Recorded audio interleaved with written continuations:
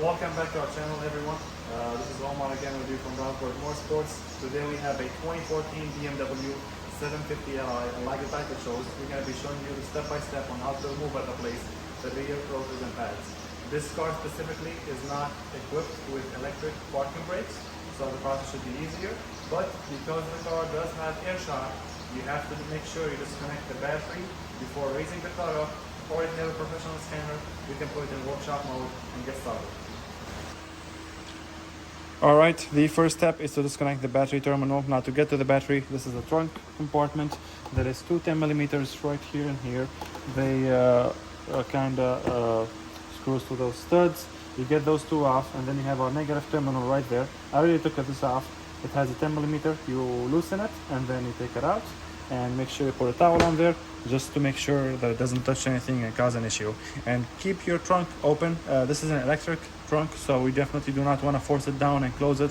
Besides that, you do not want to lock the trunk without a battery and then be locked out. Alright, we disconnected the battery. We removed the wheel, 5 17mm lock-in bolts, and now to remove the hardware would be the first step. Now the best thing to do is to use a pry bar. I'm gonna set my pry bar over here. I'm gonna try to push it in this direction, basically. And then there we go. Just push it in that direction, a little bit from here as well. Keep your hand on the brake hardware too, because when these things fly off, they can hurt. So I got it off already from that side. Let me see if I can try it out from this side. There we go. Come on. And come on now. I think I still gotta push it a little bit. Here we go, just like that. See, they have those notches over there. That one right there, and has another one, and kind of locks in inside the caliper. All right, the first thing we have to do is to remove the caps that are on the back of the caliper. And this is the cap that I'm telling you about. This is the first one. You can use a clip remover. This is what the caps looks like, and this is basically for the two bolts that holds the caliper to the caliper bracket, which both of them are 7mm hex bolt. So then I have my ratchet. I already took off the upper cover. I'm gonna go ahead and use my ratchet with a 7mm, and I'm gonna go ahead and open that. There we go. We're not gonna go ahead and take them out completely. We're just gonna loosen them, and then we have to compress the piston. Well, technically decompress it, if that makes sense. Basically, you just have to push the piston back, so that way we have enough room for the new rotors and pads. All right, on this side here, let's see if we have access. There we go.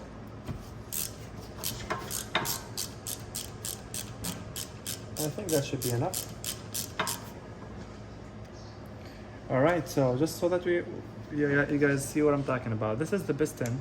This is the rear pad behind the rotor, and this is the front pad.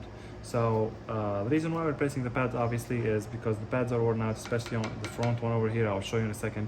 But this is the piston we want to retract, or like push it to the back, compress it. So what I'm gonna do, I'm gonna use my flathead, and I'm gonna set it between the caliper and try to get it on the front pad, or between the pad and the rotor.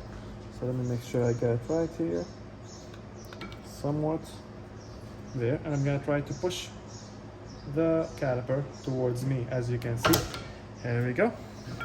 Now I have plenty of space.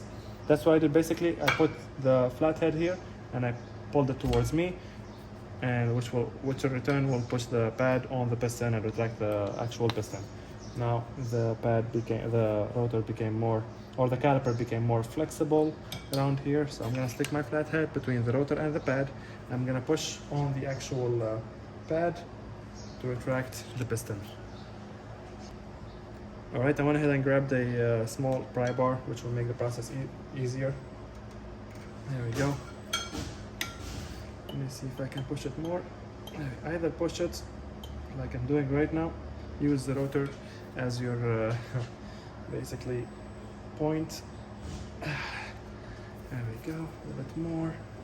Let's see now. I would say it is all the way retracted, but I'm just gonna give it a small more push just to make sure. Yeah, I don't think it's budging anymore. Let's try. There we go. Let's try to pull it from the front. Now see if we'll make a difference. I'm gonna go ahead and get my pry bar between the caliper and the rotor, and I'm gonna try and pull on it, see if it'll actually do anything. Okay. Yep, it's not going anywhere. Then the piston is completely pushed back in. All right, since I have already gotten the caliper all the way pushed, or the piston all the way pushed, I'm gonna go ahead and take out my guide pin, and I'm gonna start with the first one. This is the same bolt that we loosened earlier, the 7mm hex bolt. I loosened them so I can do it now with my hand. I'm gonna loosen these two, and I'll show you what we're gonna do next. We're not gonna get them all the way out. We're gonna get them all the way out, but basically out of the caliper bracket, and you'll be able to see it from the top. Let me see if I can show you. Right there is the bolt, and right there is the actual bolt that we're taking out. As you can see, it is out of the caliper on this side, so I'm gonna do the same thing for the bottom one, and I'll show you what we're gonna do next. All right, I don't know if you can see them or not, but we got the bolt for the 7mm all the way out. Well, not all the way, but like kinda detached it from the caliper bracket. Now I'm gonna go ahead and get my caliper out. And those guide pins or bolts are definitely a good idea to get them basically lubricated with some grease. So I have my hook over here. Let me show you on the side now. I have my hook over here, and I'm gonna go ahead and hook it up. Probably I'm gonna go ahead and take off the pad first. The rear pad has those clamps on them on the back, so just pull on that thing and it will come off.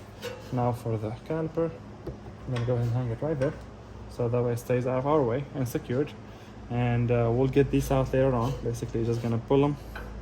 If you can see it over here, just gonna pull these, and we're gonna lubricate that with some grease, and then put them back when we're done. All right, now we're gonna go ahead and take off the pad on the front as well. They just slide out, and as you can see, the pad on the front, the thickness on them, it's not really, it's about, I would say, like 25% lifetime left, or like even 20% lifetime left. So the customer wanted to go ahead and replace that. All right, moving on to the next step, we have these two 18mm bolts that holds our caliper bracket to the spindle. I'm gonna go ahead and remove these two now.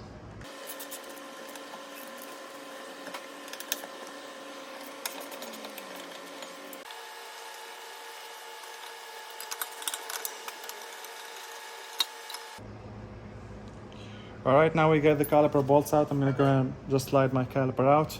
This is where the caliper bolts goes, obviously. So I'm just gonna put them with it, and we'll make sure to clean up the caliper nicely, get all that dust off, and lubricate it a little bit around here and here and here and there. So, all right, the next step would be removing the rotor after we got the caliper out. We have the 6mm hex bit bolt, and I got the socket for it. The first thing I'm gonna do is I'm gonna go ahead and put my socket in, and I'm gonna tap it a couple times. In doing so, it will break any rust or seizure that it has behind it to the hub, and then I'm gonna spray some PB Blaster on that. I'm just gonna leave it there to sit for a little bit, and then we'll circle back to this in a couple minutes. All right, it's been a couple minutes. Now I have my ratchet and my 6mm hex bit. Now the easiest way and fastest way to remove this is you're gonna get the socket in there, you're gonna get ready, and then you're gonna do this. Basically, it's gotta be fast, so that way if there is like some rust, or if you're gonna go fast with it, the rotor is gonna turn and it's not gonna come out right away. But if you do it fast, kind of surprise it, the bolt will come out, no issues at all. All right, so we got the bolt out. The next step would be getting the rotor off. I believe it's probably seized on there with the rust. So what I'm gonna do is I'm gonna grab my hammer. I'm gonna tap it a little bit here, a little bit there, and get it out.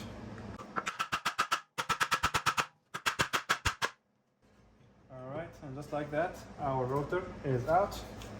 And as you can see, it's one heavy rotor. We'll go ahead and get the new part, and I'll show you what we're gonna do next. All right, as you can see, we got our new rotor, and we have our old rotor right underneath it. The reason why I do this, I basically put their backs together, is to make sure the diameter is correct. Even though I got this part with fitment, with the VIN number and everything on the website or from your auto parts store, it's always a good idea to make sure that they actually fit and they are the same diameter and they look the same. Now, I will be dropping the part number or the links for these parts in the description below. If you have seen my videos before, you already know I always use Import Direct brand for the rotors and pads. It is my favorite. I've used it for years on my personal car, and no, I'm not sponsored. So let's get to it. All right, before we put the new rotor back on, I'm gonna do some cleaning here. I'm gonna use my drill brush and just try to get some of that rust off. Honestly, that's mainly why I do this. We're doing a maintenance job, so you gotta try to keep this maintained for the customer as much as possible.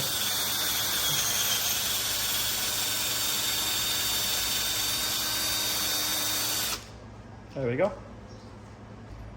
We're gonna go ahead and add some grease as well, just around the edges here where the rotor usually gets seized. You can add to the sides. I mean, it's not gonna hurt, and it's not gonna affect how the rotor sits on the hub. If anything, it will just keep it lubricated. So whoever's gonna work on this next in the future is not gonna have a hard time taking the rotor off, whether the car is from the north or the south. It will still be nice to keep that job as easy and efficient for us and for the customer as possible. All right, that should be enough. All right, I got my rotor in. I'm gonna go ahead and make sure when I sit it that it actually matches the spot for that screw right there. And I have it on my socket. I'm just gonna go ahead and screw it in as much as I can with my hand to make sure that it's actually sitting properly. There we go. It's not moving anywhere. Now I'm gonna grab my ratchet. I'm gonna surprise it again. There we go. We don't have to go berserk on this. There we go. That is more than enough. And moving on to the next step.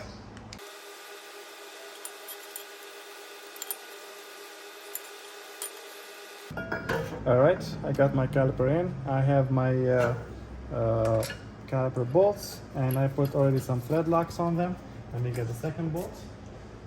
This is the thread lock that I use. If you can see it, it's Permatex thread locker red. I've been using this for years. Never failed me. And so we're gonna go ahead and put the second one back on as well. And I'm gonna go ahead and tie them both.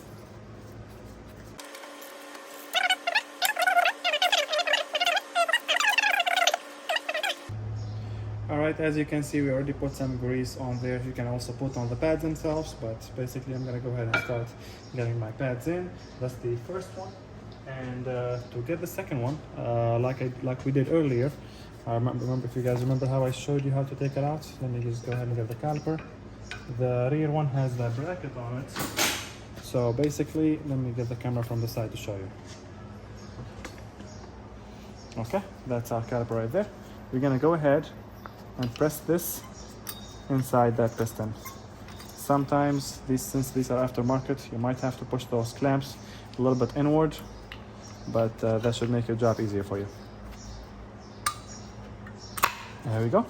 And now I'm gonna go ahead and lubricate these two, and I'll show you what we're gonna do next. All right, I got the guide pins lubricated. I'm just gonna go ahead and push them in. Then I'm gonna push them out a little bit so that way we can sit our caliper properly without any issues. Now we're just gonna go ahead and sit it. And just like that, it's set properly. Now let me get the camera from this side so I can show you how we're gonna put those guide pins back on. Okay.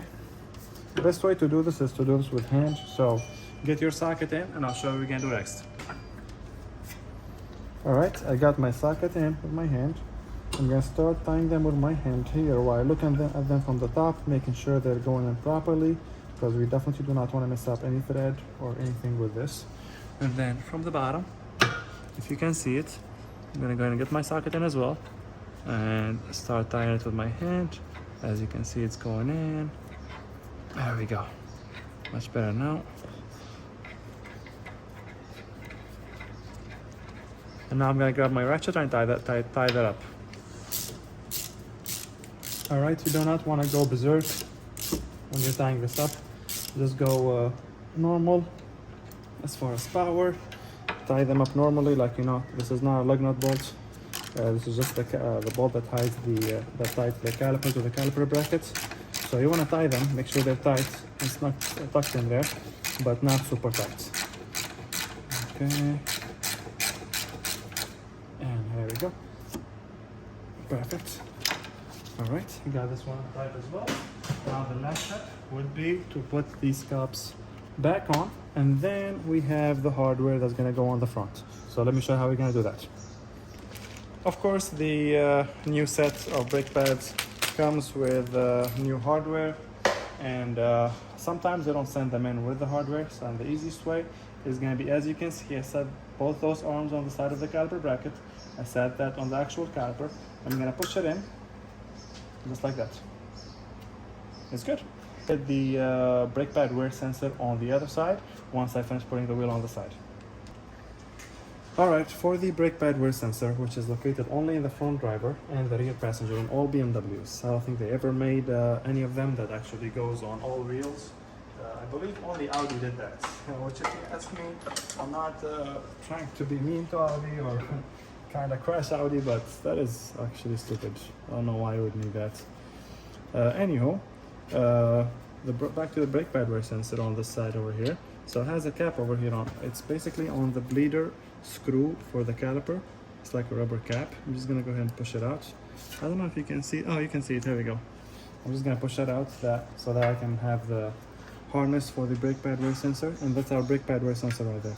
Now we are getting a new replacement, so I'm just gonna go ahead and try to get this one out. I'm just gonna, with a flat head or like with a clip remover, I'm gonna try and wobble it a little bit back and forth to get it out. Push it up, push it down, push it up, push it down, and just like that. It popped out. I don't know if you can see it or not, but it has that notch. It's kind of like scratched up. That's the notch basically that tells you if your brake pads are good or bad. It's supposed to be about this tall, and as your brake pads are getting worn out, it kind of eats away at that notch, and when it's like all the way flat, it will throw that code on the dashboard telling you to replace your brake pads. Anyhow, to get it out, we have the harness. We already took it out from the side, so I'm just gonna go from here and basically try and show you where the harness is at. Let me just get this in angle. All right, so this is the brake pad wear sensor. I'm just gonna follow it. Oops. I'm just gonna try and follow it. So we have our, there we go. I'm gonna try and get out from here. And there we go, it's out from there. Now I'm gonna take it out from here. You can just pull on it, honestly, it will come off. And then follow it. It's coming over here. I'm gonna go ahead and push it down. There we go. And then to the top, let me show you from the different angle. All right, I don't know if you now can see it better or no, but basically I took out the harness from here, and then I'm just gonna pop it out from here. You can use a flathead to kind of push those tabs inward so that you can get the harness out. And then this harness is gonna go into this box. Now this box has those two tabs in the bottom. So I'm just gonna try and push on those tabs. First one and the second one. And it'll kind of open like a window or like a door. And then our harness is right here. This is the one. I'm gonna look at it from the side, and it's going to this connector right here. So I'm gonna push that one outside, as you can see. And now I'm gonna go ahead and it has a tab on the top. I'm gonna go ahead and press that tab, and I'm gonna pull it out. And just like that, we have our brake pad wear sensor out. Now to install this, you're gonna reverse your steps, but make sure you already have your brake pads. You finish up your brake pad job. You put the caliper back on, the rotor, everything is tight. And then the last thing is you start from this side. You put the brake pad wear sensor on the pad that's on the inner side. So basically, you have two pads. You have the one on the inside. Let me see if I can show you better. There we go. Let me see. There you go. You have a brake pad here, and you have the other one on the front. This one goes on the brake pad on the rear, so like that's the one that's touching the piston with the clamps on them on the back. So that's where it goes, and that's it.